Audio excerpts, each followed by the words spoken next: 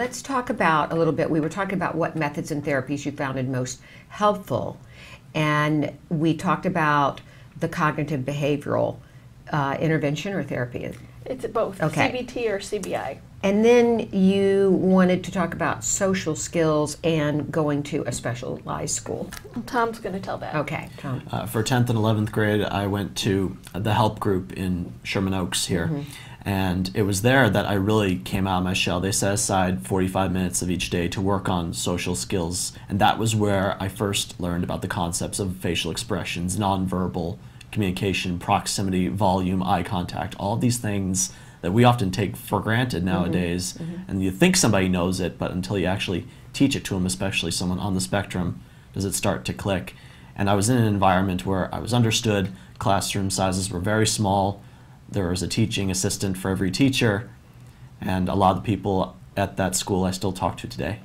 Great. So And that it made a was tremendous really, difference. Yeah. And you mentioned during the break that what a gift that was for you, because you knew he was someplace where his needs were being met, and you mentioned, and he was safe. Right. And that he wasn't bullied, and he learned to make friends, and those friendships have lasted. But he really needed that because he was so anxious in an inhospitable environment that was a high school. Yeah. A regular, gigantic high school was Sure. overwhelming, and bad things were happening, to tell you the truth. And let's face it, it's uninhabitable by most people, right? I suppose there are a couple of people who flourish in that environment, but most people don't. it's rough. And then when you have other things going on, it really it can be cruel. Yeah. So wonderful that you found an experience that was wonderful, and only for 2 years. Yeah. He wanted to come back and graduate with his original class. okay.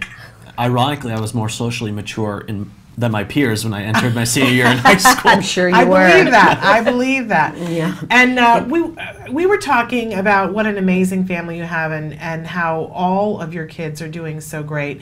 And I wanted to know, what did you do as a parent to encourage all of your kids? Well, listening to them. Let them find their dream and support it, and say, okay, if you want to be an astronaut, here's what we have to do. But by the way, there's a lot of people out for that job. Maybe you'll work in space. Okay. So keeping it realistic. Keeping it realistic, but still encouraging them, but also helping them develop the skills they need to get where they want to go. And that's a big deal, because a lot of times, our young people with autism say, I want to design video games, and they're Right. too focused on a specific thing.